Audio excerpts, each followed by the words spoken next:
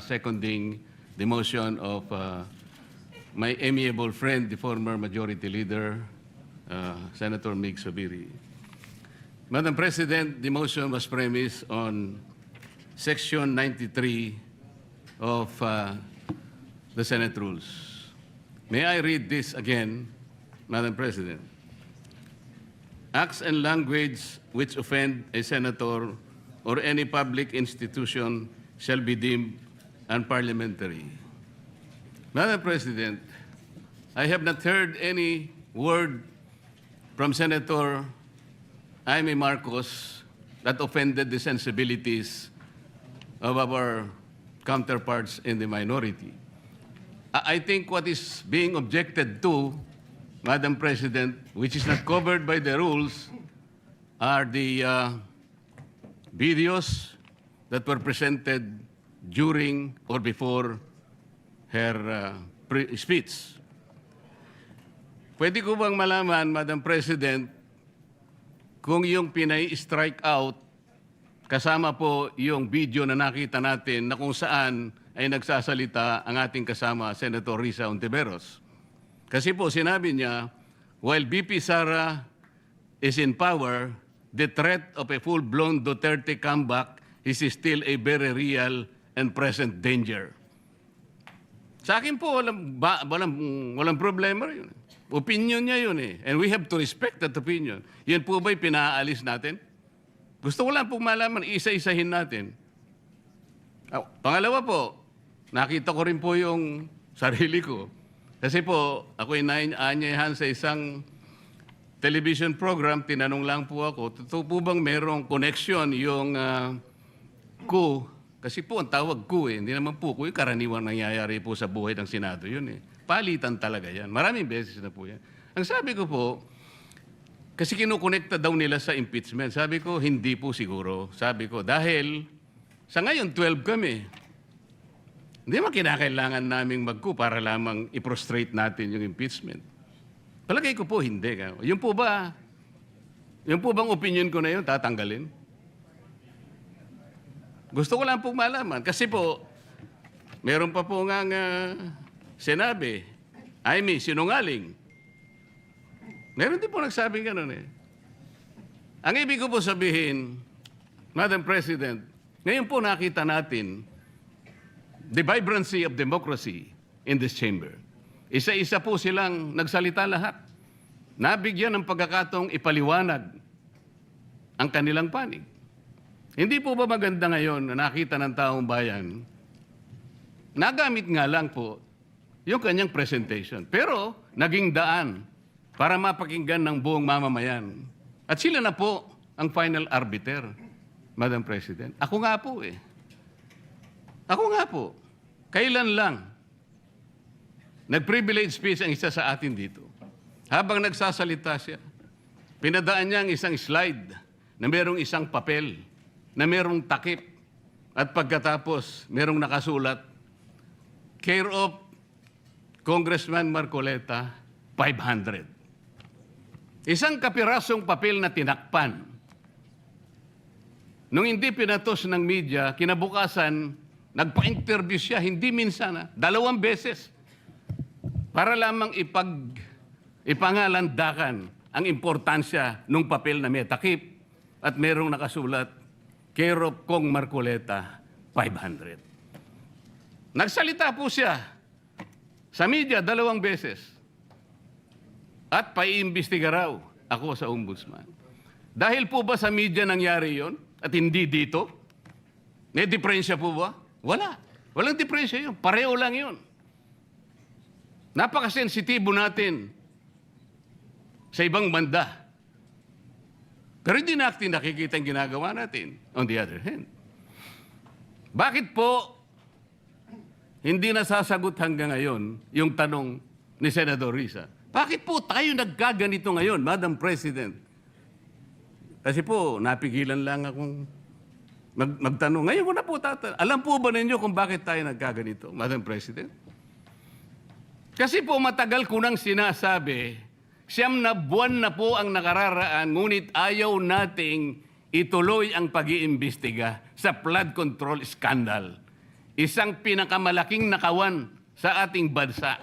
Parang ninakawan ng isang pamilya sa tanghaling tapat at ang mga magnanakaw ay hindi nakamaskara. Nakakurbata lahat. Nakabarong Tagalog. Paano hindi masisira ang kumpiyansa ng mamamayan kapag tinalikuran natin ang ganong pananagutan? Ano pong sinabi pa sa akin? Imbes na sagutin nila yung privilege speech ko noon, na sa pamimilit ko na, ito pong tungkulin natin eh. Naging PNP chief kayo. Duda si Senator Dante Marcoleta na planado ang naging pag-walkout ng ilang minority senators sa gitna ng talakayan kaugnay ng motion na pahintulutan ang remote online participation sa mga sesyon. Sa isang panayam, sinabi ni Marcoleta na tila premeditated o planado ang pag-alis ng ilang minority senators matapos tutulan ang mosyong agad talakayin sa plenaryo. Sa inyo pang pagtingin kumbaga, hindi nakaplano, biglaan ba yung nangyari walkout kahapon? Aring sinadya ang walkout para mawala ng quorum at wala ng debate. Binanggit din niya na naiwan si dating Senate President Tito Soto upang mag-invoke ng quorum matapos umalis ang ilang senador. Kasi alam mo ang ginawa nila, umalis nga sila, nag-walkout. Naiwan si Tito Sen para siyang mag-question ng quorum. So, sa puntong ku-questionan mo ang quorum, parang tinutuya, parang ikaw nang nanunuya sa amin eh. Kayo ang nagbigay ng kondisyon para mawala ang quorum, kasi questionin mo yung quorum. Oo nga, So, nag-alisan sila may lahat. bad faith dito eh. Git pa ni Marcoleta, mahalagang idaan sa harapang debate at pagpapaliwanag ang mga usapin sa Senado. Ito'y upang higit na maunawaan ng publiko ang posisyon ng bawat panig. Samantala, sinabi naman ni Senator Ping Lacson na itutuloy nila sa minority block ang pakikipagdebate at pagtatanong sa hakbang ng majority block na payagan ng online participation sa mga proceedings ng Senado. Ayon kay Lacson, kung ipagpipilitan ng majority block ang pagbabago sa Senate rules at may makitang grave abuse of discretion, posible nilang idulog ang usapin sa Korte Suprema. Hindi rin isinasantabi ni Lacson ang posibilidad ng panibagong walkout ng minority block kung kakailanganin ang sitwasyon. Anya, maaari nilang ulitin ang naging hakbang noong nakaraang Martes kung saan maiiwan ng minority leader upang questionin ang quorum habang aalis naman ang ibang miyembro ng minority block. Nauna lang sinabi ni Senate President Alan Peter Cayetano sa sesyon na kung naniniwala ang minority na may posibleng paglabag sa Senate rules o abuse of discretion ay maaari nila itong idulog sa Korte Suprema. Ako po yun. Hindi ko na ikukwento yung lahat ng ito. Bakit ngayon? Bakit hindi natin gawin lahat yun? Alang-alang sa interes ng bayan. Kaya po tayo sumadsad ngayon dahil yung pananagutan na yun, pinipilit po nating pigilin. Ang dami po nating pinagtatakpan. Tumayo siya, imbes na sagutin niya ang aking sinasabi. Ano po sinabi niya? Kung ano-ano po sinabi, nagpalabas din po siya ng napakaraming video na kinakampihan ko si Diskaya, nag-bla-bla-bla, na ang asawa ko raw ay independent na ganito. Lahat po. Pati yung tayo ko sa Congress noon, na sinasansala ko yung mga kasama ko because ngayon ko lang nakita ang Vice President, nagpipresent siya ng budget for 2025. Inaaglahi siya sa budget 2022 and 2023. Yung mga ganun po. Bakit po ngayon biglang nagbago ang kulay natin? Bakit po ganyan tayo ngayon? Bakit po napakababa? Siguro po, kung may pagkakataon tayo, maring bukas o kang makalawa, makikita po ninyo yung complete video yung nangyari nung Lunes, May 11, 2026. Kung paano, alas 7 pa lang ng umaga, nandito na yung tropa ng NBI na nakipag-coordinate sa opisina ng OSAA sapagkat balakin ang isang senador. Hindi po ba? Nagkaroon na po ng admission. Tinanong ko pa nga yung ating former SP kung nakita niya yung warrant of arrest. Pinakita ba sa'yo? Sabi naman niya, hindi. Naniwala po ako ron. Ngunit bakit sinabi niya, kung mag-coordinate kayo sa USAA? Alam po ba niyo, Madam President, kung ako po ang Senate President, kaya ko lang naman ginagawang halimbawa ito, Madam President, dahil hindi naman po ako magiging Senate President. Kung ako lang, hindi ko papayagan yun, Madam President. Bakit po? Respeto na lang sa premises ng institusyon na ito. Gawin niyo ang gusto niyong gawin. Huwag dito. Nakikiusap ako, utang na loob. Huwag dito. I will do that. Pero ano po nangyari? And the rest is history. Hinabol po ng hinabol, kamuntik na pong nahulog sa hagdanan ng Senator Bato. Ganun po ba ang pagtrato sa isang senador? Sinasagot ko po yung tanong, bakit po tayo nagkaganito? Isipin po ninyo, bakit hindi kayo magsimula doon? Meron po bang isa sa mga minority counterparts natin ngayon, Madam President? Meron po bang isa na sumama sa akin nung ako'y nagsasalita na parang si John the Baptist, ako na lang ang isang nagsasalita. Ituloy natin. Investigation. Meron po ba silang lakas ng loob na samahan ako? Madam President? Wala po. That's why I'm objecting to the motion. Wag po tayong balat sibuyas. Wag po tayong balat sibuyas.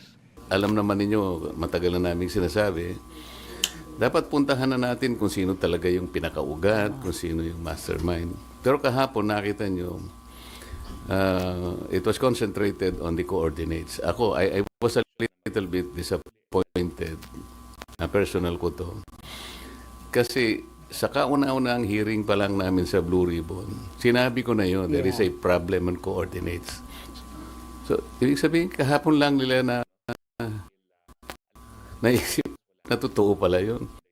At doon na-concentrate ang usapan. Totoo yun eh.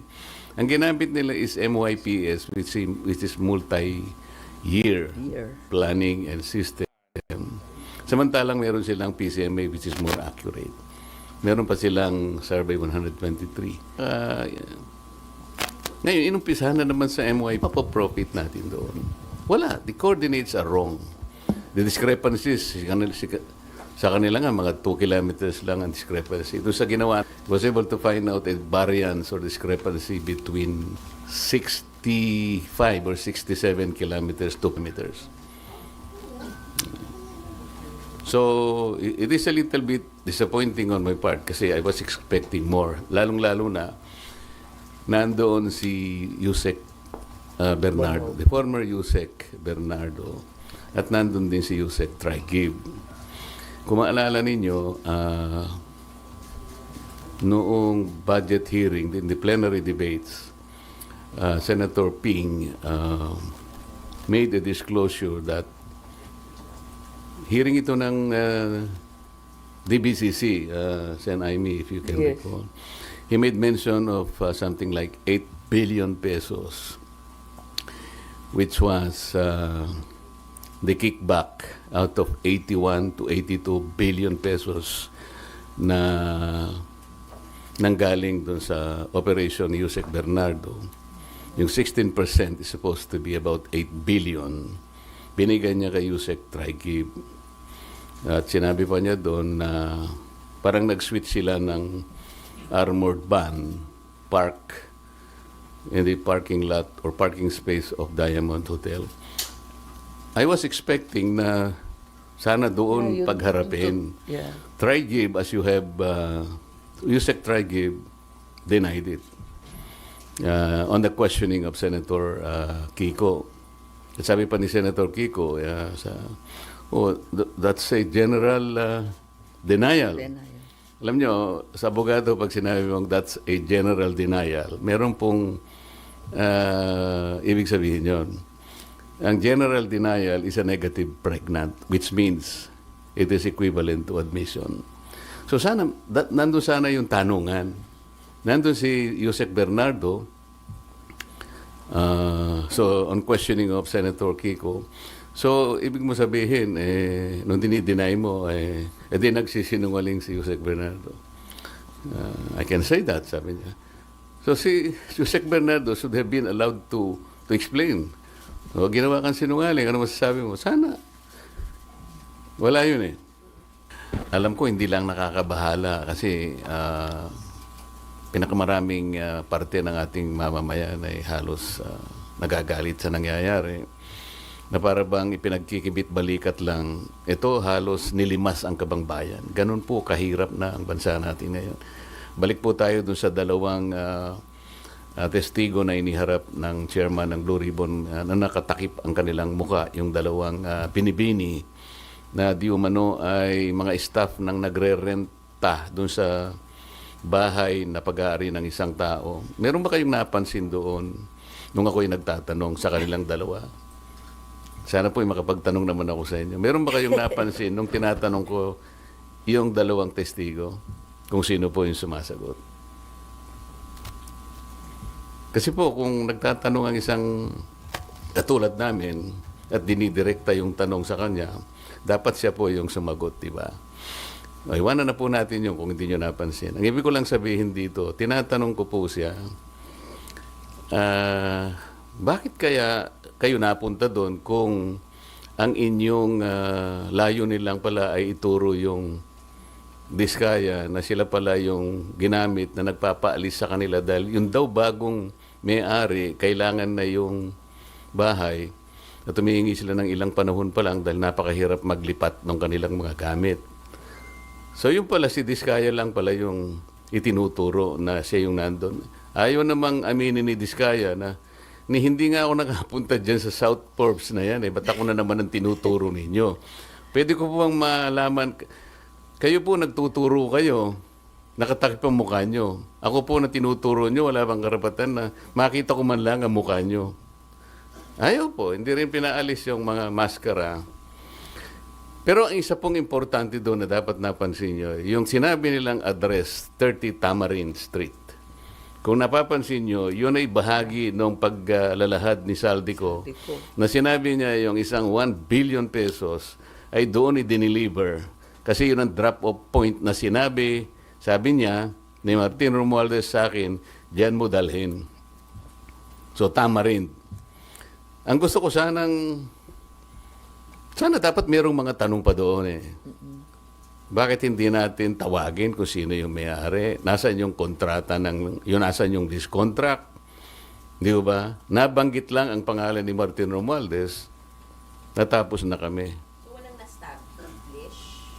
Ang ini-establish pala nila na si Diskaya pumunta ron para sabihin na yung bagong may-ari, pinaalis na sila. Anong weight nun, sir? Yun nga. Wala. Kaya gusto ko mapansin ninyo lahat. Bakit kinailangan pumunta pa sila doon? Yun lang bang gagawin natin? Ang mga tao, hindi ganun ang expectation po nila eh. Kaya po siguro napilitan kami na maglabas na ng minority report. Hindi lang siya kung ano pa man bagay. Ang mga tao po kasi nagtatanong, ano po ba nangyayari na dyan? Simula po nung ako'y nawala na po na chairman at napalitan nga po. Nung ilabas namin si Gutesa, sinabayan naman yun ng aming legislative break. Matagal po yun. Hanggang sa mag-resign naman si Senator Ping. So, ang mga tao nagtataka. Ano na naman ito? Wala na bang ano ito? Wala bang closure ito? Hindi ba natin malalaman kung sino talaga ganito? Kaya napilitan po kaming maglabas ng minority report. Tinawag po naming minority report for lack of better term. Kasi po kung gagawin nating legal ito na isasang-ayon natin sa aming mga committee, sa ating Senate rules, hindi pa kami pwedeng maglabas kasi kailangan matapos talaga yung committee report. Hindi naman po kasi namin malam kung kailan mo talaga matatapos ito. Kasi nakalagay sa rules namin, kung merong dissenting or concurring opinions, ay isasama na lamang doon. This is neither a concurring or dissenting report. Kaya tinawag naming minority report sa pag-aakala naming magagamit po ninyo. Nandito po yung aming observations, meron kaming findings, nandito yung issues, nandito yung mga recommendations namin, nandito po yung set of possible legislative measures na pwedeng at ginagawa na po namin na pwede naming i-file in aid of legislation. Meron pong mga potential personalities na pwede pong kasuhan. Ang totoo niyan meron po kaming ayan po, dyan sa likod. nakalagay po rito Ang totoo po, itong minority report na to, I had a chance of disseminating this for the first time on December 11, 2025. Meron po kasing forum sa Quezon City. It was held in MICE Center in Quezon City. I-CARE po yung host. I-CARE means Interdisciplinary Conference on Accountability, Reform, and Engagement. Ito po ay hosted by the NCPAG of the University of the Philippines. Recommend. Kasi lahat nyo, mapapansin ninyo, I headed 3 investigative hearings, public hearings, when I was the chairman. And then, yung huling 3, si Senator Ping na. Kaya this constituted 3 hearings all in all. So we utilized the same resource persons, the same witnesses. We relied on their collective and individual testimonies. So, kaya namin na itong findings na to. So, sino po yung highest official or most prominent personality na rekomendado po ninyong kasuhan? Merong question mark nga sa ano eh. Oh. Question mark. Makikita nyo rito yung mga kung para naman may konting suspense. Kayo nang tumingin. Sir, Soya, for soundbite purposes sana for TV, may we get the names of who you want to be charged to sana, sir? Sound bites. Hindi po kasi, sir, kailangan namin mag-guide. Yung arrows kasi habak. Alam naman ninyo kung sino-sino. Nakaturo kay Speaker Romualdez. So, it's safe understanding po. Yung arrows kasi, base sa nagtuturo sa kanya. At mababasa nyo nun sa kanilang mga testimonies, individual. Talagang, for example, Gutesa, tinuro si Saldico and Martin Romualdez. Si Diskaya, nabanggit din ang pangalan ni Martin Romualdez. At yung mga iba, si Alcantara, si Bryce Hernandez, pinagtuturo kung sino-sino at papunta lahat sa direksyon ni Martin Romualdez. Sir, bakit hindi nyo po ipinurso yun? Kasi as you correctly pointed out, dapat nadikdik din si Yusek Traijiv doon sa supposedly kaugnayan niya kay Yusek Bernardo. But hindi nyo po pinurso yun kahapon? Pati yung kay Maynard Ngu din po? Kasi iniintay ko nga na sila dapat ang pagmulan ng pag-uusap. Kung ako yung palaging nagtatanong, baka naman ako yung maingay na naman. Ako yung magsimula. Inisip ko lang na nando naman, nung sabihin ni Yusek Traijiv na, kasi sabi ni Senator Kiko, kung dinideny mo yan, ibig mo sabihin sinungaling si Yusek Bernardo. Masasabi ko pong ganun, sabi niya. Sana, nag-react di ba, si Yusek Bernardo. Bakit hindi siya nag-react? Kaalalahanin niyo, Yusek Bernardo was already admitted under the WPP. Kapag ang isang witness ay liar at hindi siya kumibo, baka ma-discharge siya as witness. Hindi niya ba kayang ipagtanggol ang kaso ng Estado? You should remember that the state must be assisted in prosecuting its cases. Mabigat ito, kaya nga tayo kumukuha ng testigo that will be placed under the WPP. Yun po yung pinaka-prinsipyo. Palagi kasing sinasabi ng iba, si Marculeta, palagi niyang dinidepensa si Diskaya. Mali po yun. I'm only trying to point out na gusto kong gamitin kahit sino. Nagkataon lang si Diskaya lang ang matapang out of the initial 15 contractors. Kaya ganun po nangyari. Gusto niya magpa-WPP dahil kaya na po na nangyari. Natatakot sila. Under the law naman, kailangan silang tulungan basta nag-apply sila. Nagkaroon nga ng problema lang na pinipilit ng DOJ yung restitution na siya ng Hindi kami magkaintindihan ng taong yun sa restitution. Alam naman niya na hindi totoo yun. Kaya palaging ganun ang usapan. At siya rin alam niya, under the WPP, ang sinasabi na confidential lang ay yung proceedings of the application as well as the action taken by the DOJ in relation to that application because that's under Section 7.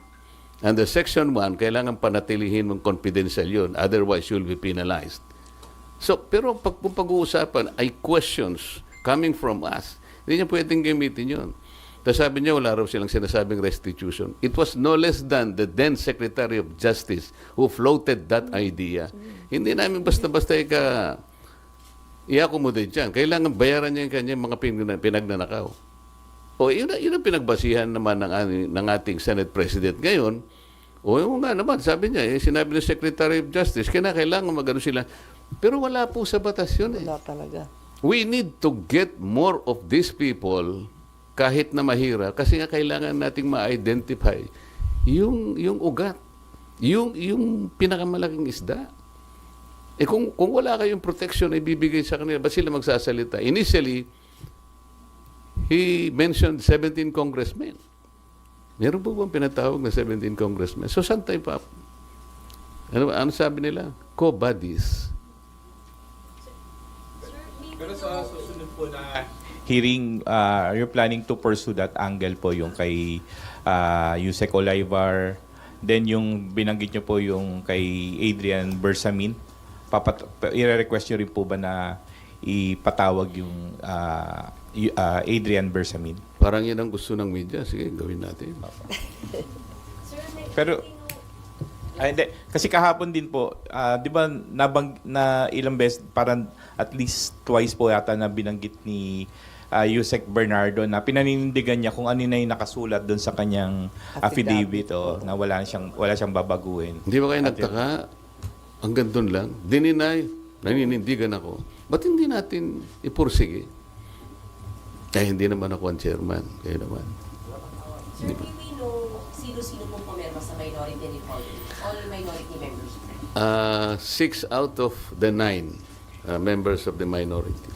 Kasama si Sen Aimee.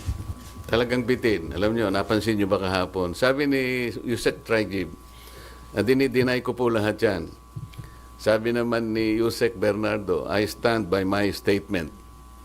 Ang sabi ni Chairman Senator Lacson, mahirap banggain yung mga facts ni Yusek Bernardo. Sabi niya kasi doon yung pinagkuhanan kanya ng yung sinasabi nating amount dito ay nanggaling sa GAA. Totoo yun. He was mentioning about 2.8 billion pesos. So alam ni Senator Lacson, dapat ay dito makikita yung vigilance ninyo. Kasi kung hindi nyo napansin, bigla nilang sinabi in relation to the Cabral files, kasi we're talking about how are you going to authenticate or to validate the Cabral files. Tinatanong ko sa kanila, is it a private file or a public file? Is it a public document or a private document? Hindi sila kagad mga sagot. Bakit ko po tinanong yon? Kasi under the rules of electronic evidence, kasi yung Cabral files is an electronic document. It is the rules promulgated by the Supreme Court in 2017. It talks only about private document. Sinabi ng DPWH, this is a public document. So sabi ko, how do you validate that? How do you authenticate that? Alam niyo sinabi niya? Tinuro ang ombudsman. Turuan na eh. Sabi ko, ba't yung kakailangan? Hindi naman mandate ng ombudsman silang kinakailangan daw ma-forensic. The law does not require a forensic study on this. Alam niyo kung ano sinasabi sa best evidence rule under the Rule 4 of these new rules on electronic evidence? The best evidence, ikumpara mo lang yung hard copy and the doon soft sa copy. electronic. Tapos na. It can be considered, it will be equivalent to the best evidence rule. Parang legitimate and original document na siya. Alam po yung sinabi niya, yung daw computer, ibinigay sa ano. So wala nang mababalidate dito. Turuan na sila ng turuan. Ibig sabihin niya, binigay sa ombudsman, so it's up to ombudsman kung the ombudsman will start saying, we have validated this. So kung hindi ibabalidate na to, let's forget all about this. Ganun ba yun? The Cabral files is an extensive files. Kaya lang, sabi ko, I have to caution the committee. Congressman Leviste is not competent to testify on the contents and entries of these files. This is legal. Hindi pwede ka kung siya, kasi hindi man siyang gumawa nito eh, humingi lang siya. Ang pwede rin niyang is-testify the manner on how we access these files, how he obtained these files. So, ngayon po, napupunta tayo dun sa parang bitin na bitin eh. Parang walang gustong umusa din. I can feel that. Just my personal opinion. But sir, Kung may susunod na hearing po ba, would the minority be willing to take the lead para ma-pursue yung ilang mga nakikita nyong butas doon sa hearing? What do you mean by that? Minority cannot lead. It's always the majority. I mean po, kayo po yung magpo-pursue lang doon sa mga points that you mentioned today. Kung yan ang gusto nyo mangyari, that is the collective decision of the members, respectable members of the media. Gagawin namin kung yan ang gusto nyo. At kayo po sa minority, sir, napag-usapan nyo na po ba, since you have all these issues, mga points na na-raise about dun sa naging takbo ng hearing kahapon, napag-usapan nyo na po ba kung ano yung magiging participation ng minority in the next hearings kung meron?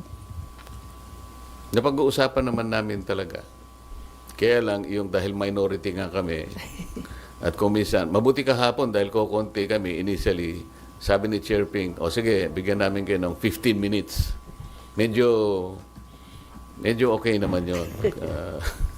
Pero pagka yung maramihan na, 5 minutes na lang kayo, di ba?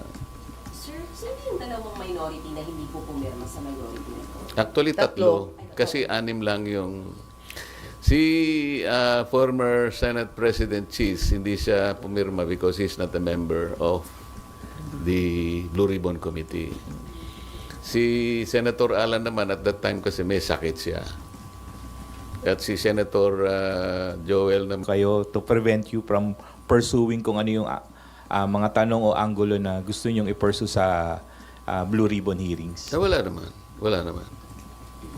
Nakikita ko nga yung marami kayong gustong ipulso natin. Ang gusto ko lang makita talaga na parang consensus ninyo ito ang ating suriin, ito yung suriin natin, ito yung pulso natin. Parang nakikita ko, kung tama ako, kung yan ang gusto ninyo, at sa susunod na hearing, masasabi ko na humarap ako sa media, kaming dalaw ni Sen. Aimee, na ito po ang gusto talaga ng members ng ating Philippine media.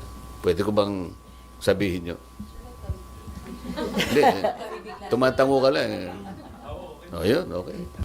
Ang gusto ko nga, kagaya ng nangyari, isang committee hearing, inimbita si former Speaker Martin Romualdez. Kaya ako pumunta doon dahil doon eh. Kaya lang hindi dumating. Hindi dumating. Bakit hindi siya... Ayaw nyo bang imbitahan siya? Members of the media. Napakarami sana nating may tatanong kung sakasakaling imbitahan si former Speaker Martin Romualdez. Ang daming nagtuturo sa kanya.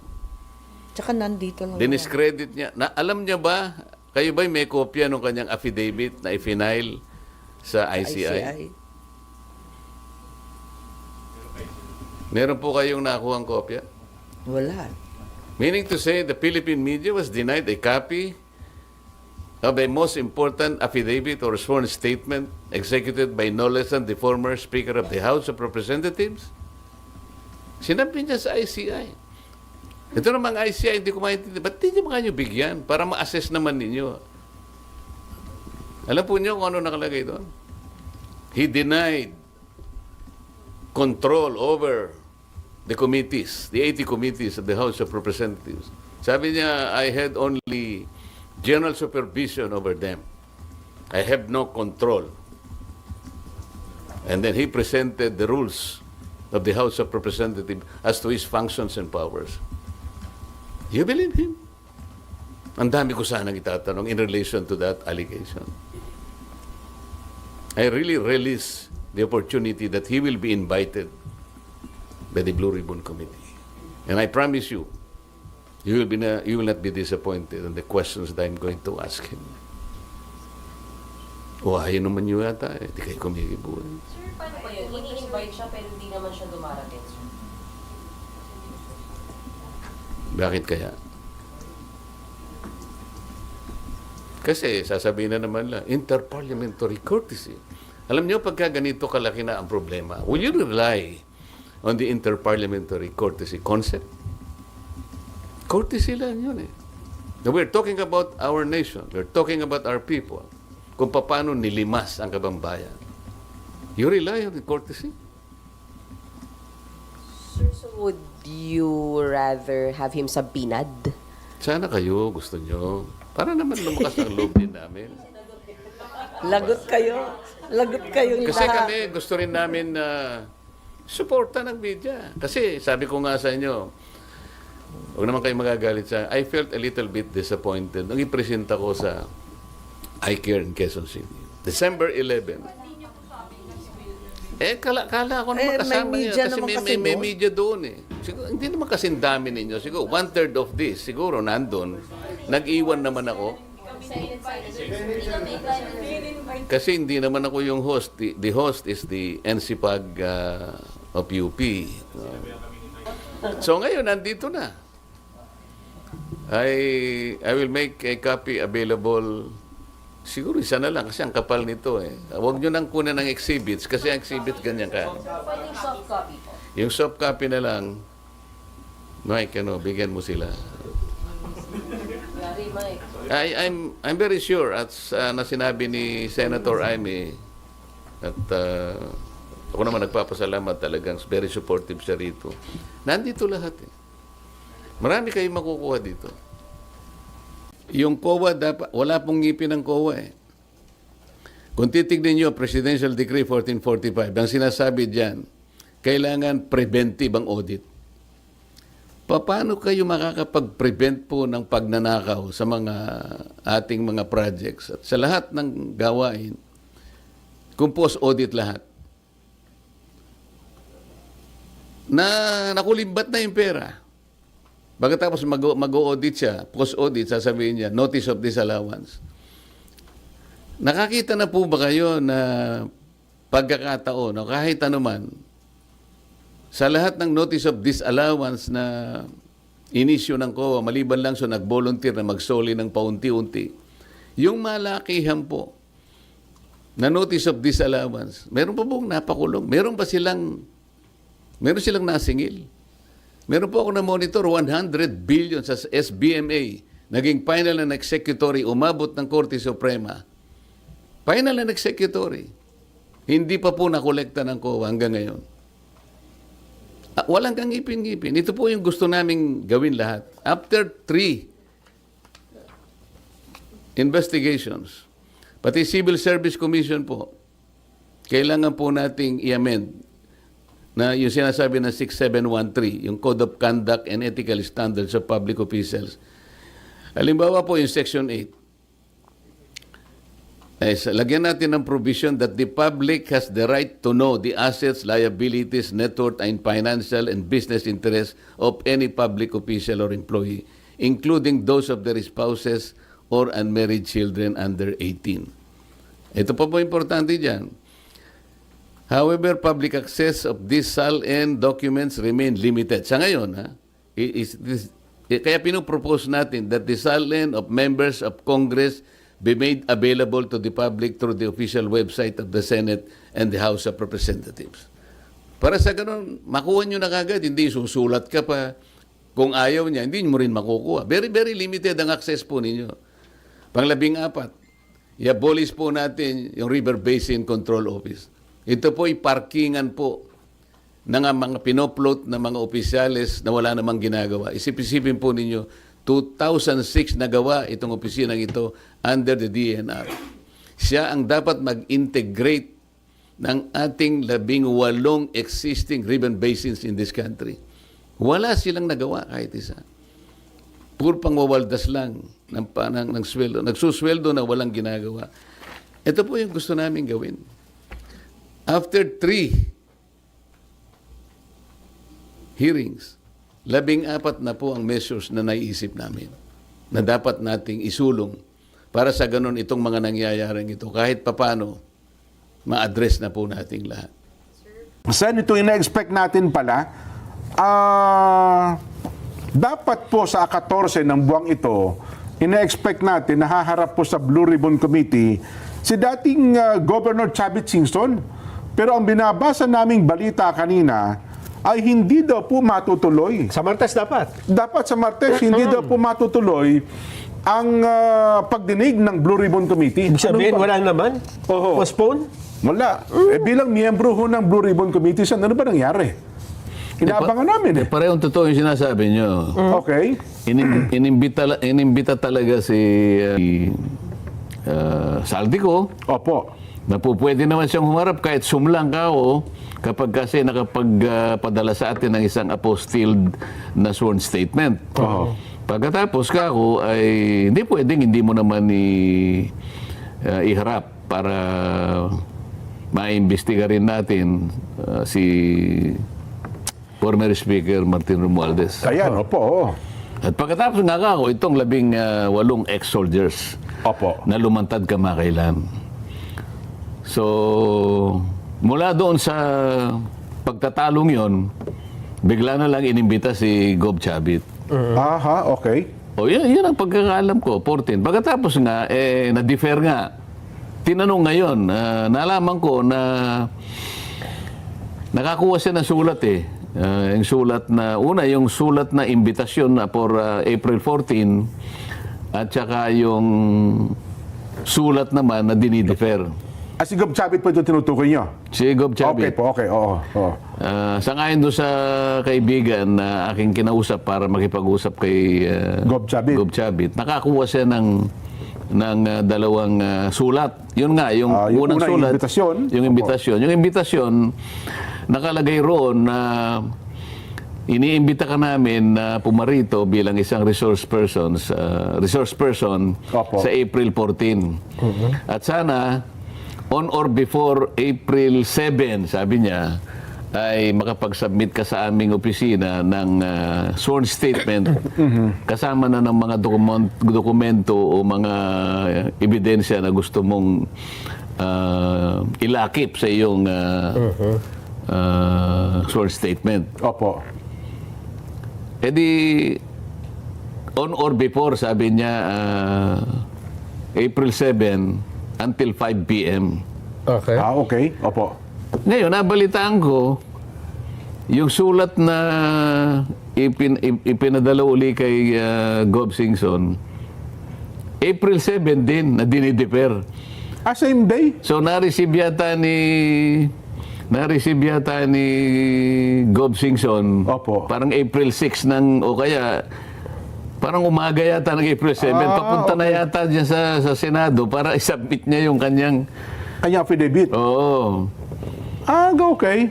Ngayon, nasabi, nakalagay sa sulat, nabasa ko, nire-reschedule natin itong ating hearing, sabi niya, at sometime, parang dinidefer, contingent on the mitigation of the national energy emergency. So, isa yun, Okay. Opo. Pagka Opo. sinabi, yun ang una, it is contingent, ibig sabihin, it is condition on the mitigation Opo. of the national energy emergency. Hindi ko maintindihan. Anong ibig sabihin nun? Kinakailangan na... paano pagkakaintindi mo ron, Nelson? Para Sen, magsisindi kayo ng ilaw doon, ng aircon. Magtitipid. Makatipid man lang ng Kung kuryente. mayroon ata kayong pagdinig dyan, para malaki gastos yan Kaya kung madidefer yun, makakapagtipid po kayo. Yun ang ano niya. Yun ang pagkakaintindi namin. Pati yung pagbiyahe ni Singson doon, malaking bawas. Oo, bakit ang House of Representatives at saka yung Protect, nag-iimbestiga pa rin? Ay, baka iba Kami, ho, nakadalawang beses kami sa Protect baka iba ho ang diskarte ni Speaker Bogie D. Hindi, sa Senado mismo. Kaya Di ba nga yung po. Protect at saka ibang mga, yung agriculture na gano'n rin. Meron pa rin, Opo. At saka yung Women and Gender Committee yata. Oo. Tanging ang Blue Ribbon lang ang nagsasabi, it is condition upon condition on mitigation of national energy emergency. Pangalawa, Opo. at saka hindi pa namin natatanggap yung yung Affidavit. affidavit. Opo. Paano nga matatanggap? Sinabi na nga 7 ibibigay, biglang diniper. Kasi yun ang nakalagay sa balita kanina na ang pangunahing dahilan, binabasa na natin, Ay, hindi nakapag-submit. hindi daw po nakapagsusumite hanggang ngayon si Governor Chavit ng kanyang sinumpaang salaysay, ng kanyang affidavit. Hindi, yung naunang sulat na inimbitas siya na mag-appear on April 14, ang condition doon, April 7 until 5 o'clock, Oo. isubmit mo yung yung affidavit niya. affidavit. Bakit April 7 ang sulat, dinidefer ang Dapat sana April 8 man lang.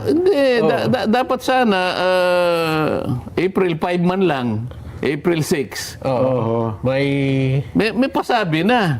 Papunta na raw yung papunta na raw yung mama, dala-dala yung kanyang sworn statement at mga dokumentong nakalakip doon.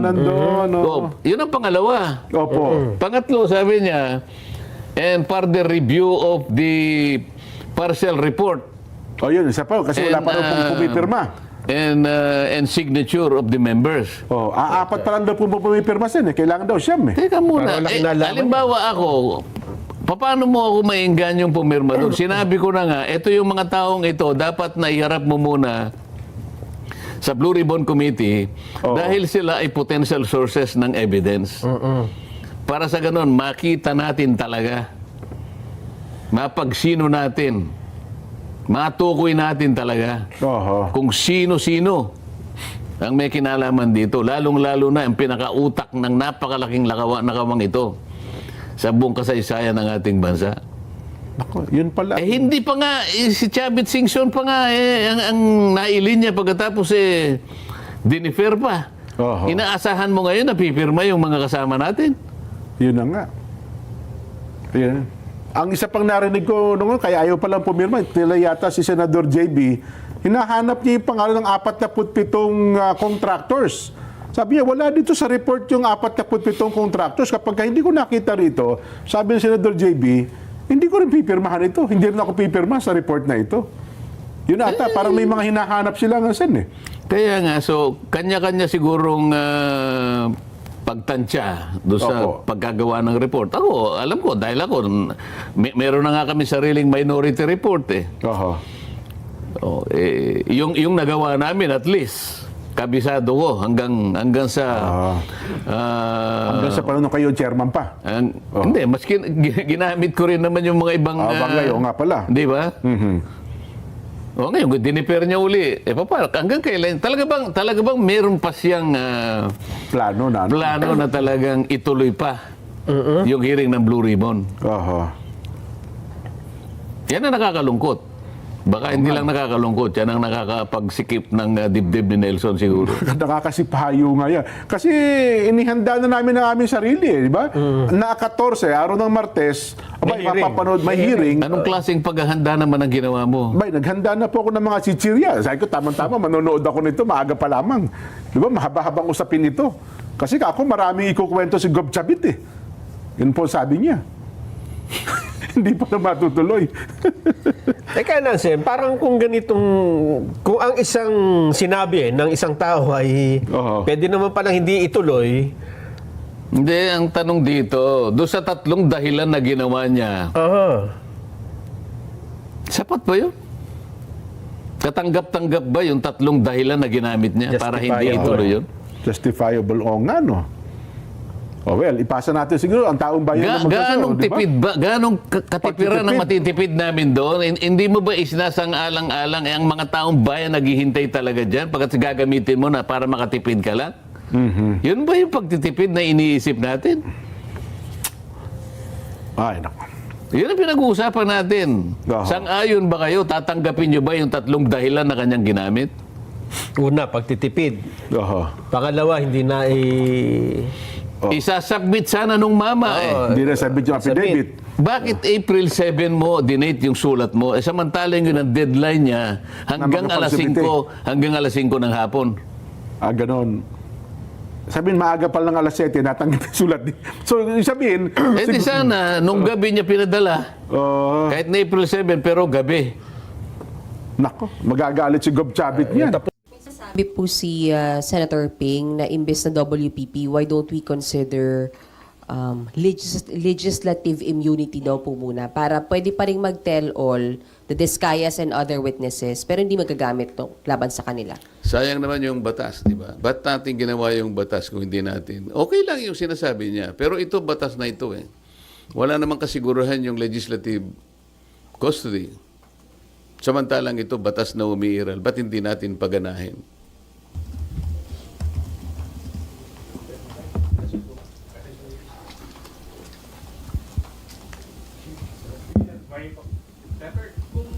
nabanggit niyo po kanina na hindi na po saklaw ninyo trabaho yung pag-determine kung nagsasabi ng totoo o hindi yung witness.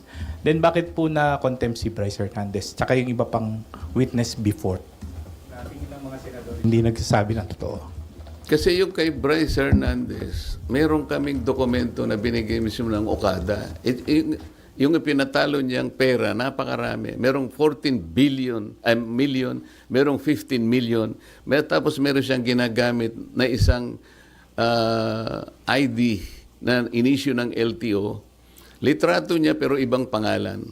So, sinasabi namin, hindi ba ikaw ito? Ito yung ipinanalo mo, ito yung pinatalo mo eh. Wala po akong alam dyan. Hindi ko po pera yan. Kapag ako po ay naglalaro, ang nagbibigay po ng pera yung boss ko, yung Alcantara. Ito yung pambabastos na sa harap namin. Nandito na yung katwiran eh. Yung kay Diskaya, lumabas siyang mag-isa. Hindi ko anticipated kung ano yung nilalaman ng kanyang ano eh. I have no right to judge.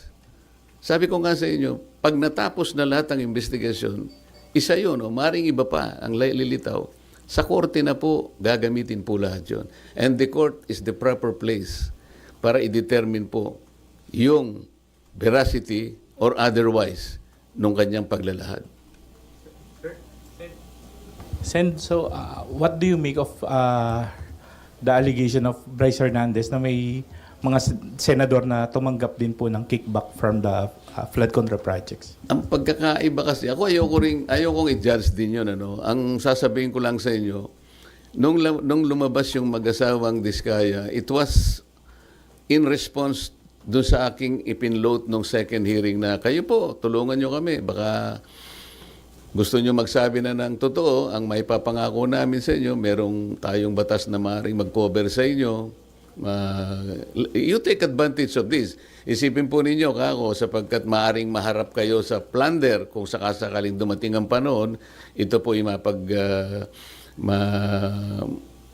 may latag lahat sa korte. Baka po kako maging maganda para sa inyo. Walang madali. Pare-parehong mahirap to. Ngunit makakapamili kayo, maaring makaiwas kayo sa criminal prosecution. Maaring ang gawin na lang ng gobyerno ay civil liability na lang. So, in response to that, parang in-explore naming possibility, may lumabas nga. Ito nga yung Diskaya. Ang totoo nun, mayroon pa nga gustong magsalita pa, pero ang sabi ko nga sa kanila, mag-unahan kayo. Kasi kung halimbawa, ma-establish na namin na ito'y sapat na, hindi na namin kailangan yung iba, di ba? Kasi isa sa mga requirements ay yung masasubstantiate yung mga in material points, lahat ng mga premises. Kung na-establish na halimbawa sa magitan nito, kalabisan na yung iba pa. Kaya namin pinload yun. Ngayon, yung paglabas ni Diskaya, hindi siya under custody eh. Di ba? Ng mga senador para hindi kayo makontempt. So, malalagay sila sa pressure eh. So, kung tatanungin mo ako, palagay nyo ba kapani-paniwala? Hindi ko alam. Pero kayo ang makakapagsabi, alin ang mas magandang sworn statement? Yung hindi ka pa under custody o yung under custody ka na? Doon masasalamin mo ngayon kung alin ang mas voluntaryo. Alin ang mas totoo? Sir, hindi ba, Senator, mahalaga din yung ma-determine yung credibility ng isang nag-a-apply na witness? For example, itong Diskaya, si Sara Diskaya, pating asawa niya, they have been denying before that they own more than one company. Sabi nila yung Alpha and Omega lang yung kumpanya nila. Pero later on sa Blue Ribbon, inamin po nila na siyam yung pagmamayari nilang kumpanya. Alam mo, yun nga ang korte nang magdidetermine noon later on. Kami, nahangga lamang kami doon sa paggawa ng batas sapagkat ang aming direction is always in aid of legislation. Gusto kong malaman ninyo, there is a distinction between police investigation at saka yung investigation in aid of legislation. Ayokong magbigay ng insinuation dyan, but hindi ako marunong sa police investigation dahil hindi ako police.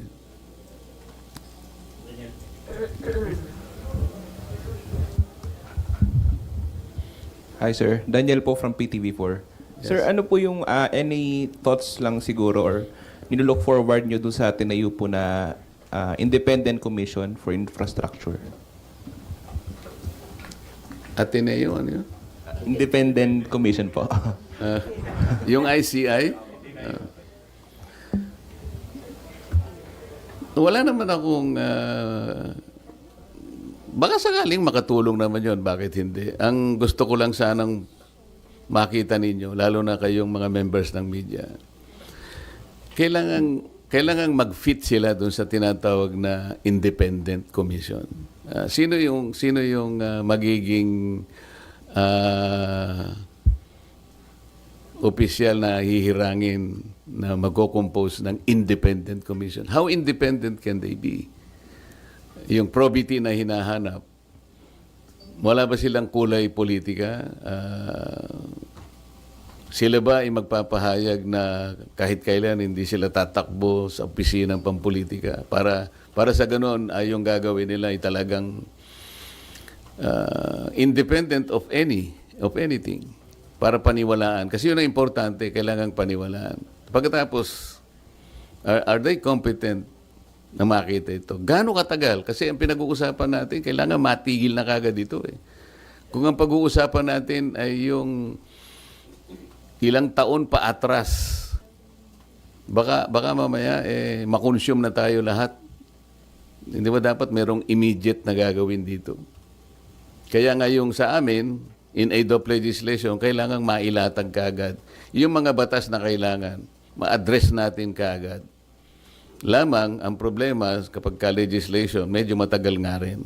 Pero pagsikapan po natin, nabilisan, mapast-track natin, given the extent and magnitude of the problem ahead of us. Hi, Sen. In relation to his question po, sabi ni Senate Minority Leader Alan Cayetano po, magkakaroon daw po ng meeting ang minority bloc regarding po dyan sa pag-support po sa Independent Commission.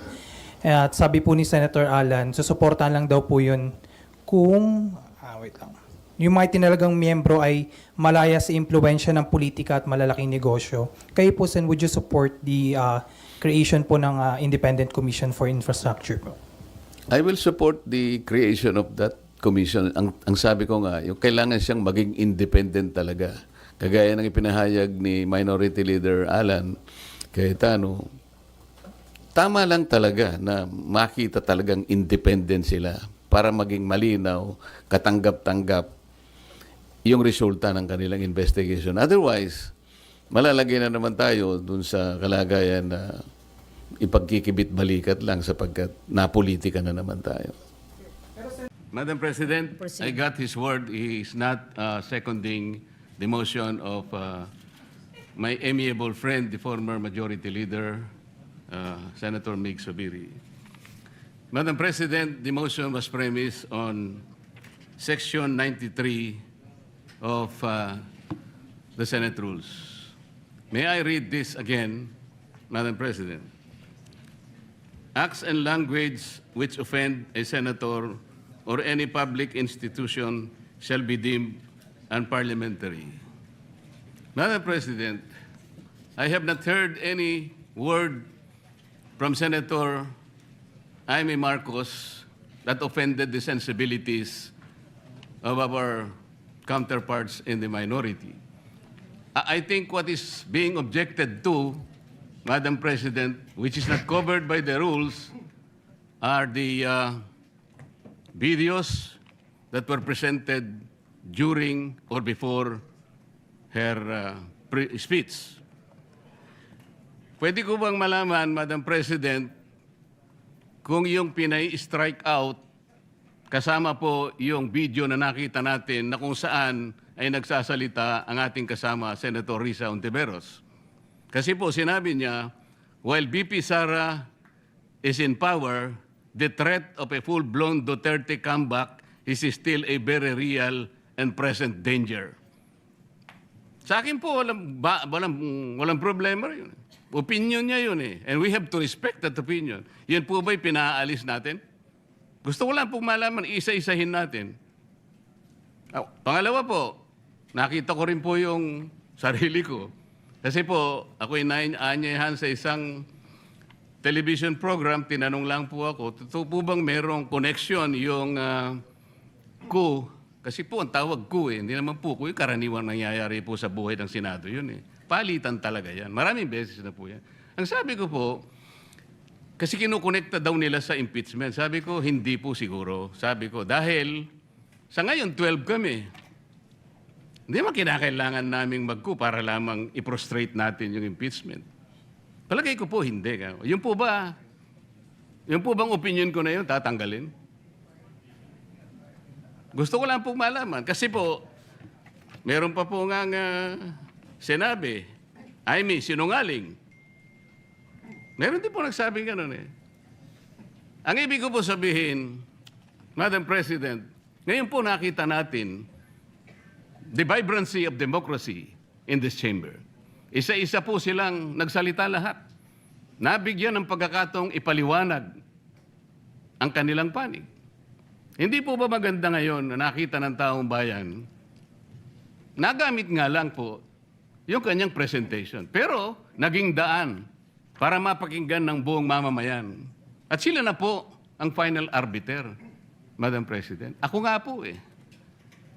Ako nga po, kailan lang nag-privilege speech ang isa sa atin dito. Habang nagsasalita siya, pinadaan niya ang isang slide na merong isang papel, na merong takip, at pagkatapos merong nakasulat, care of Congressman Marcoleta, 500. Isang kapirasong papel na tinakpan, hindi nasasagot hanggang ngayon yung tanong ni Senador Risa. Bakit po tayo nagkaganito ngayon, Madam President? Kasi po, napigilan lang akong magtanong. Ngayon ko na po tatanong. Alam po ba ninyo kung bakit tayo nagkaganito, Madam President?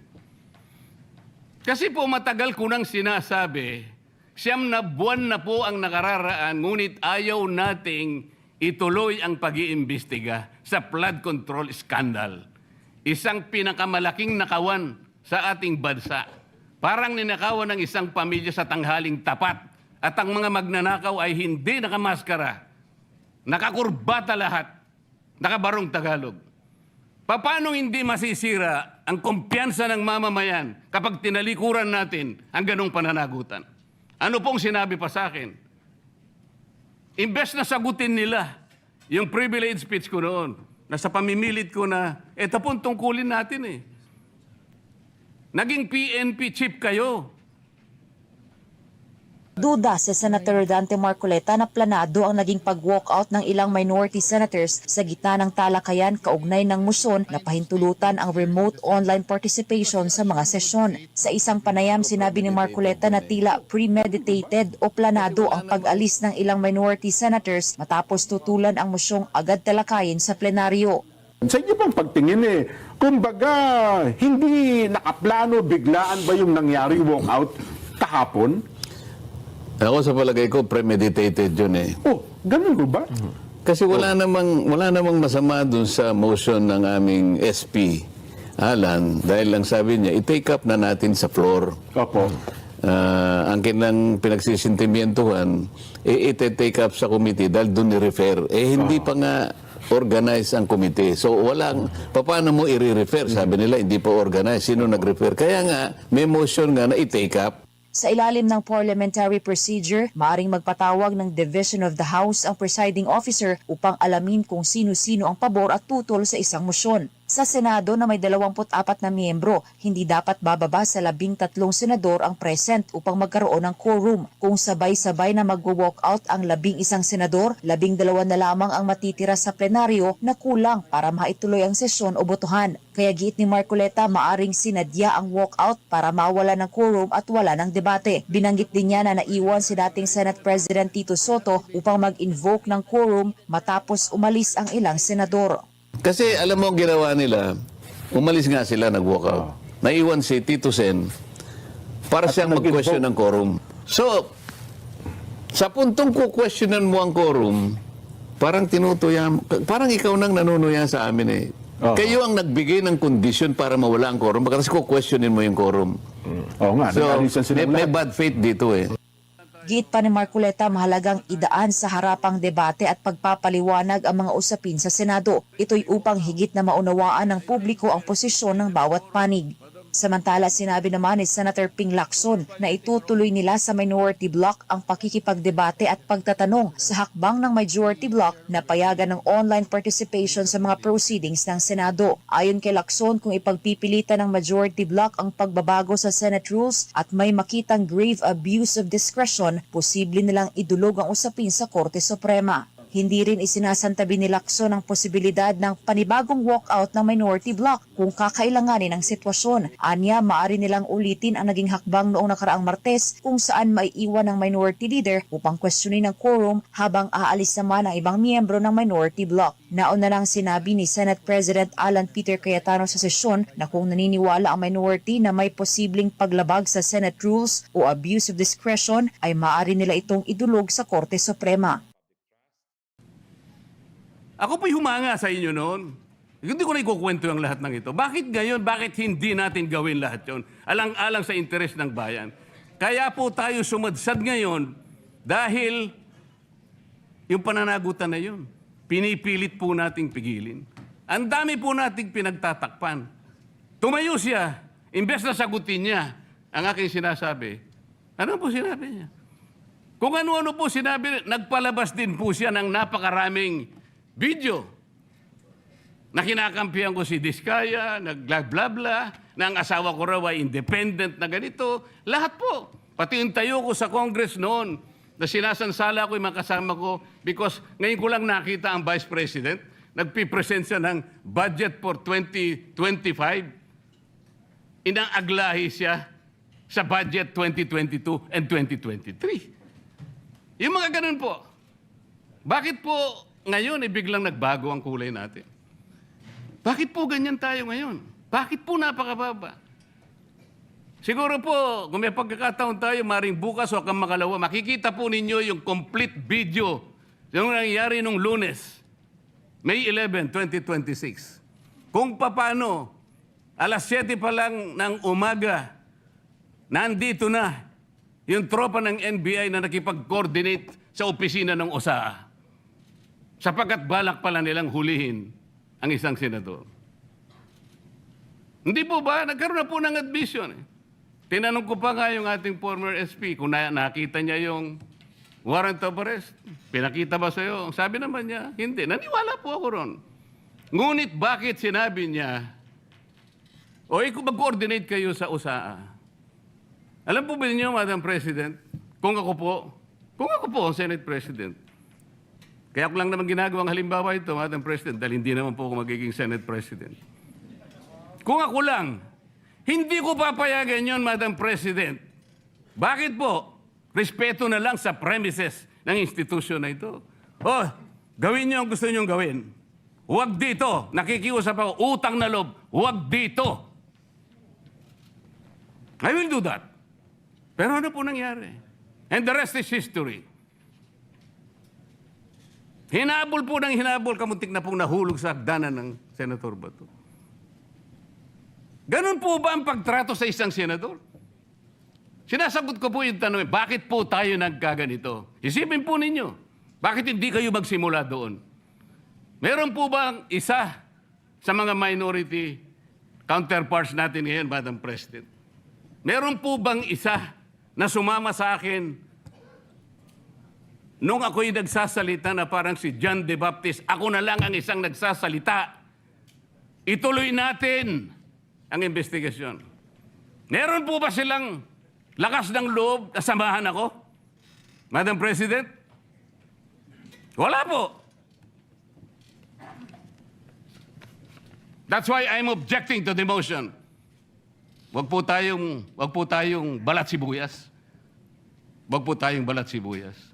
Alam naman ninyo, matagal na namin sinasabi, dapat puntahan na natin kung sino talaga yung pinakaugat, kung sino yung mastermind. Pero kahapon nakita nyo, it was concentrated on the coordinates. Ako, I was a little bit disappointed, personal ko to, kasi sa kauna-unang hearing pa lang namin sa Blue Ribbon, sinabi ko na yun, there is a problem on coordinates. So, ibig sabihin, kahapon lang nila na naisip na totoo pala yun. At doon na-concentrate ang usapan. Totoo yun eh. Ang ginamit nila is MYPS, which is multi-year planning and system. Samantalang meron silang PCMA, which is more accurate. Meron pa silang Survey 123. Yun ang Ngayon, inumpisahan na naman sa MYPS. So, anong mapaprofit natin doon? Wala. The coordinates are wrong. The discrepancies, sa kanila nga, mga 2 kilometers lang ang discrepancy. Doon sa ginawa namin, was able to find out a variance or discrepancy between 65 or 67 kilometers to 400 kilometers.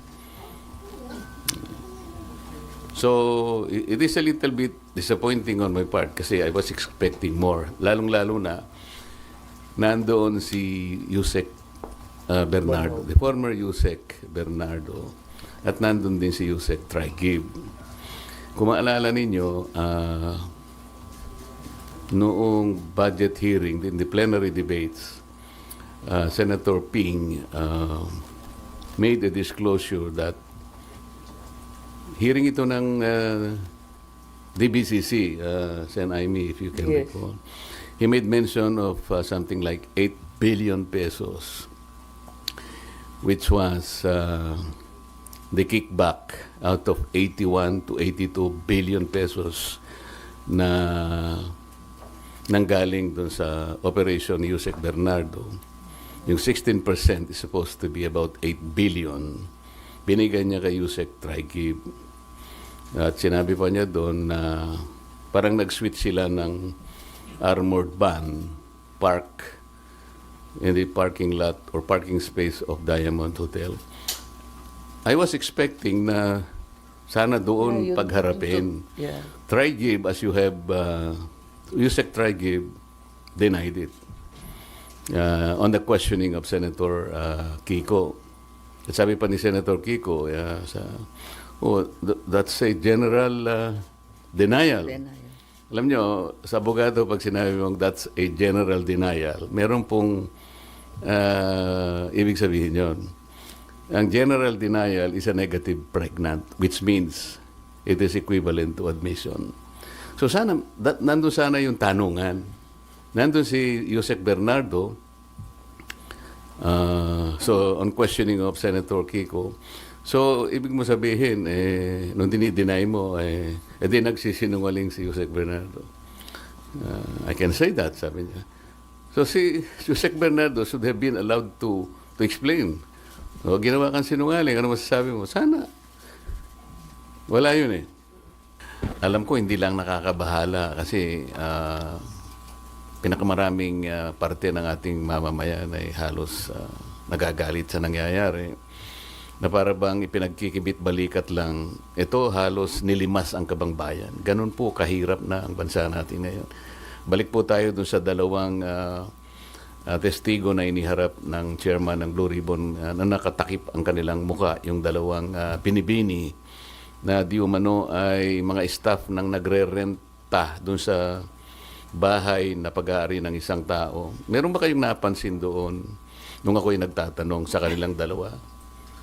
Sana po makapagtanong naman ako sa inyo. Meron ba kayong napansin nung tinatanong ko yung dalawang testigo kung sino po yung sumasagot? Kasi po, kung nagtatanong ang isang katulad namin at dinidirekta yung tanong sa kanya, dapat siya po yung sumagot, di ba? Iwanan na po natin yun kung hindi nyo napansin. Ang ibig ko lang sabihin dito, tinatanong ko po siya, bakit kaya kayo napunta doon kung ang inyong layunin lang pala ay ituro yung diskaya na sila pala yung ginamit na nagpapaalis sa kanila dahil yung daw bagong may-ari, kailangan na yung bahay at humihingi sila ng ilang panahon pa lang dahil napakahirap maglipat ng kanilang mga gamit. So yung pala si Diskaya lang pala yung itinuturo na siya yung nandun. Ayaw namang aminin ni Diskaya na hindi nga ako nakapunta dyan sa South Forbes na yan. Ba't ako na naman ang tinuturo ninyo? Pwede ko po bang malaman, kayo po nagtuturo kayo, nakatakip ang mukha nyo. Ako po na tinuturo nyo, wala bang karapatan na makita ko man lang ang mukha nyo. Ayaw po, hindi rin pinaalis yung mga maskara. Pero ang isa pong importante doon na dapat napansin nyo, yung sinabi nilang address, 30 Tamarind Street. Kung napapansin nyo, yun ay bahagi ng paglalahad ni Saldico na sinabi niya yung isang 1 billion pesos ay doon i-deliver. Kasi yun ang drop-off point na sinabi, sabi niya, ni Martin Romualdez sa akin, diyan mo dalhin. So, Tamarind. Ang gusto ko sana dapat mayroong mga tanong pa doon eh. Bakit hindi natin tawagin kung sino yung may-ari? Nasaan yung kontrata nasaan yung discontract? Di ba? Nabanggit lang ang pangalan ni Martin Romualdez, natapos na kami. So, walang na-establish? Ang ini-establish pala nila na si Diskaya pumunta ron para sabihin na yung bagong may-ari, pinaalis na sila. Anong weight nun, sir? Yun nga. Wala. Kaya gusto ko mapansin ninyo lahat. Bakit kinailangan pumunta pa sila doon? Yun lang bang gagawin natin? Ang mga tao, hindi ganun ang expectation po nila eh. Kaya po siguro napilitan kami na maglabas na ng minority report. Hindi lang siya kung ano pa man bagay. Ang mga tao po kasi nagtatanong, ano po ba nangyayari na dyan? Simula po nung ako'y nawala na po na chairman at napalitan nga po. Nung ilabas namin si Gutesa, sinabayan naman yun ng aming legislative break. Matagal po yun. Hanggang sa mag-resign naman si Senator Ping. So, ang mga tao nagtataka. Ano na naman ito? Wala na bang ano ito? Wala bang closure ito? Hindi ba natin malalaman kung sino talaga ganito? Kaya napilitan po kaming maglabas ng minority report. Tinawag po naming minority report for lack of better term.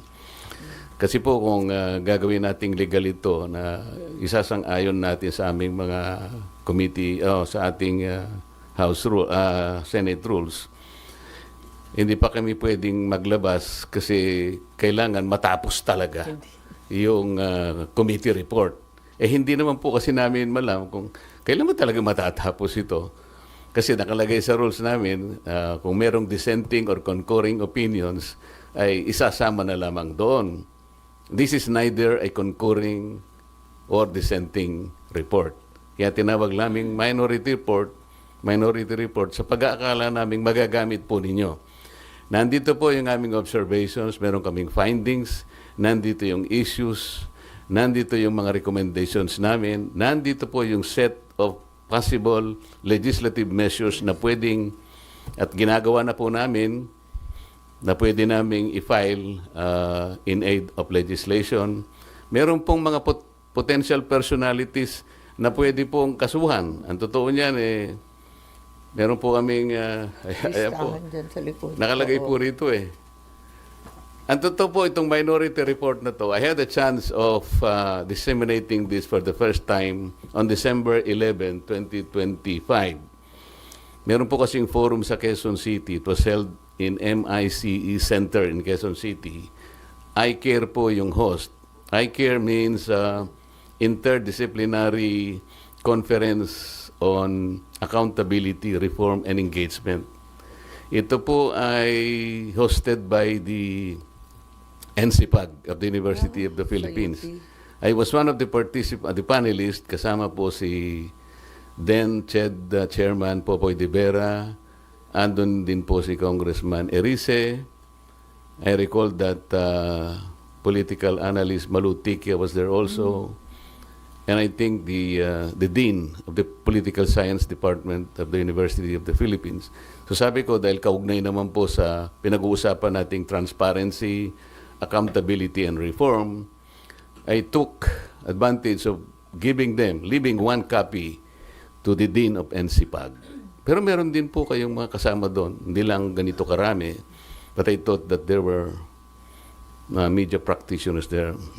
Sa minority report, Pwede malaman sino-sino po yung gusto nyong pakasuhan sa minority report? Sana, nandito po. Kayo na po ang...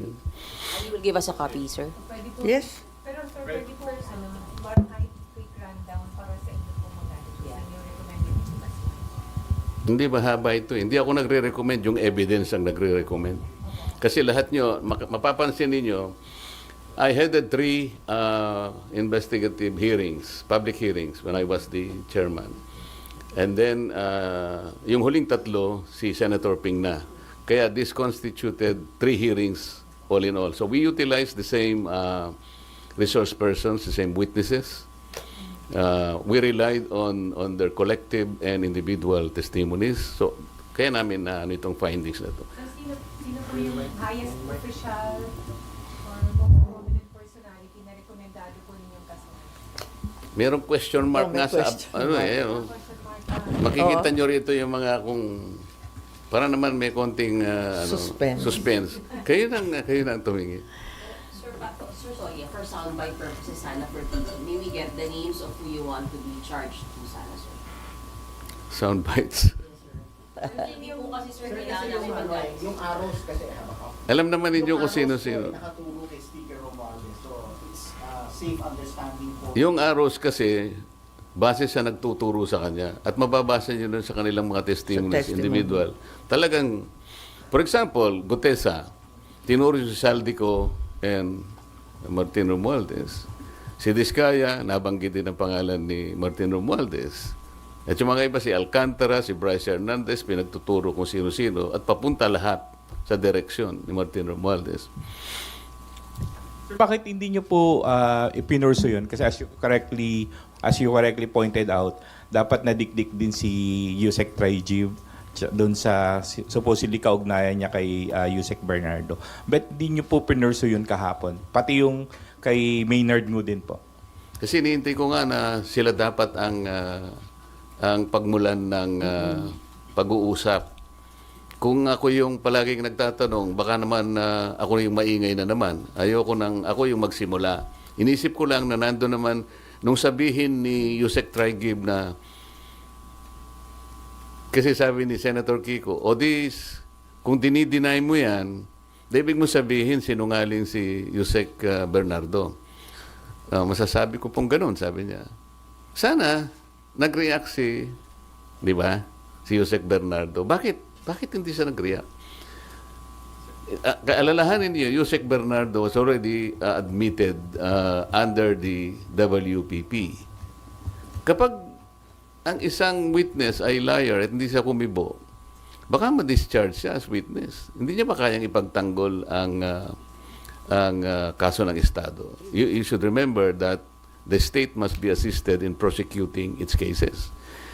Mabigat ito, kaya nga tayo kumukuha ng testigo that will be placed under the WPP. Yun po yung pinaka-prinsipyo. Palagi kasing sinasabi ng iba, si Marculeta, palagi niyang dinidepensa si Diskaya. Mali po yun. I'm only trying to point out na gusto kong gamitin kahit sino. Nagkataon lang si Diskaya lang ang matapang out of the initial 15 contractors. Kaya ganun po nangyari. Gusto niya magpa-WPP dahil kaya na po na nangyari. Natatakot sila. Under the law naman, kailangan silang tulungan basta nag-apply sila. Nagkaroon nga ng problema lang na pinipilit ng DOJ yung restitution na siya ng Hindi kami magkaintindihan ng taong yung sa restitution. Alam naman niya na hindi totoo yun. Kaya palaging ganun ang usapan. At siya rin alam niya, under the WPP, ang sinasabi na confidential lang ay yung proceedings of the application, as well as the action taken by the DOJ in relation to that application, because that's under Section 7. Under Section 1, kailangan panatilihin mong confidential yun, otherwise you'll be penalized.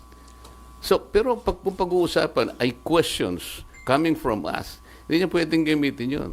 Tapos sabi niya, wala raw silang sinasabing restitution. It was no less than the then Secretary of Justice who floated that idea. Hindi namin basta-basta i-accommodate yan. Kailangan bayaran niya yung kanyang mga pinagnanakaw. Yun ang pinagbasihan naman ng ating Senate President ngayon. Yung nga naman, sabi niya, sinabi ng Secretary of Justice, kailangan magano sila. Pero wala po sa batas yun. Wala talaga. We need to get more of these people kahit na mahirap, kasi nga kailangan nating ma-identify yung ugat, yung pinakamalaking isda. Kung wala kayong protection na ibibigay sa kanila, ba sila magsasalita? Initially, he mentioned 17 congressmen. Meron po bang pinatawag na 17 congressmen? So, saan tayo pa? Ano sabi nila? Co-buddies. Pero sa susunod po na hearing, you're planning to pursue that angle po yung kay Yusek Olivar, then yung binanggit nyo po yung kay Adrian Bersamin. I-request nyo rin po ba na ipatawag yung Adrian Bersamin? Parang yan ang gusto ng media. Sige, gawin natin. Pero hindi. Kasi kahapon din po, di ba na ilang beses, parang at least twice po yata na binanggit ni Yusek Bernardo na pinaninindigan niya kung ano na yung nakasulat doon sa kanyang affidavit na wala siyang babaguhin. Hindi ba kayo nagtaka? Hanggang doon lang. Dininay, naninindigan ako. Ba't hindi natin ipursige? Kaya hindi naman ako ang chairman. Kaya naman. Sir, may we know sino-sino pong pumirma sa minority report? All minority members? 6 out of the 9 members of the minority. Kasama si Sen Aimee. Talagang bitin. Alam nyo, napansin nyo ba kahapon? Sabi ni Yusek Trigib, dinideny ko po lahat yan. Sabi naman ni Yusek Bernardo, I stand by my statement.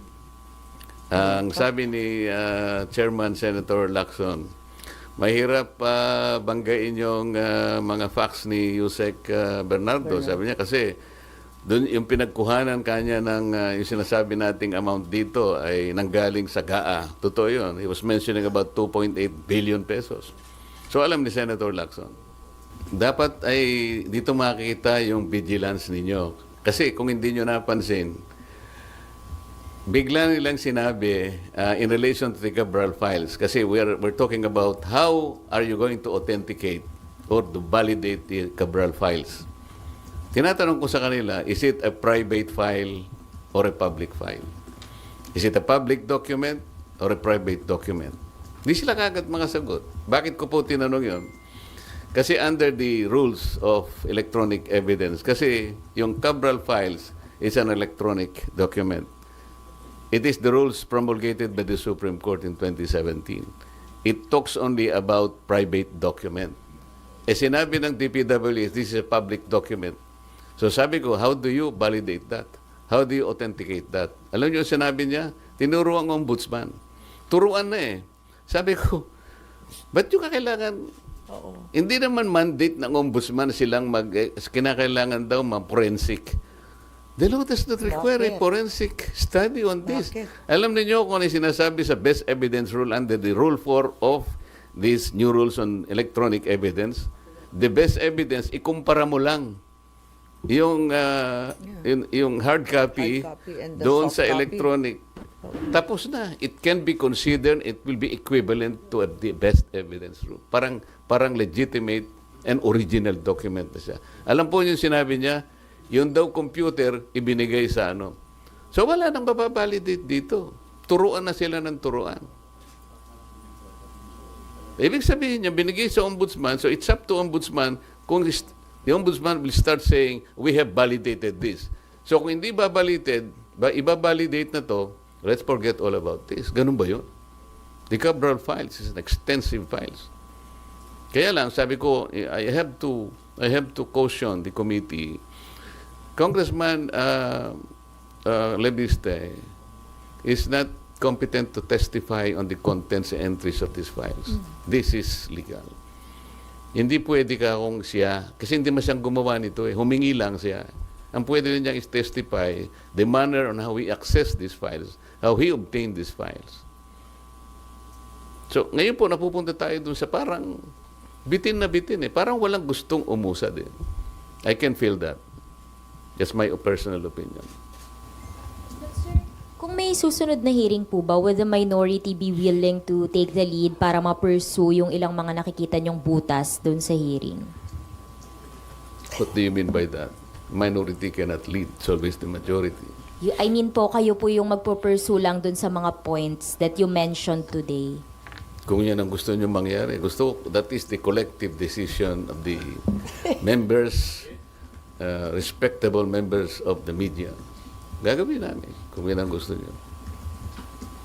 At kayo po sa minority, sir, napag-usapan nyo na po ba, since you have all these issues, mga points na na-raise about dun sa naging takbo ng hearing kahapon, napag-usapan nyo na po ba kung ano yung magiging participation ng minority in the next hearings kung meron? Napag-uusapan naman namin talaga.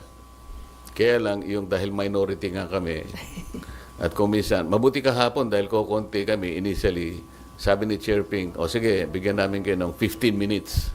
Medyo okay naman yun. Pero pagka yung maramihan na, 5 minutes na lang kayo, di ba? Sir, sino yung dalawang minority na hindi po pumirma sa minority report? Actually, tatlo. Kasi 6 lang yung... Si former Senate President Cheese, hindi siya pumirma because he's not a member of the Blue Ribbon Committee. Si Senator Alan naman, at that time kasi may sakit siya. At si Senator Joel naman, pinababasa niya raw muna. Pasensya ka na bro, sabi niya. Alam mo namang meron akong kaso, so pinabasa ko munang mabuti para hindi kami malagay sa alanganin kung sakasakali. So, Kailan nyo nga po ulit, sir, nilabas ito? December 10. officially, binigay namin December 10 sa office ng Senate President. Pero nilabas ko sa media yung December 11, yung Eye Care Forum in Quezon City.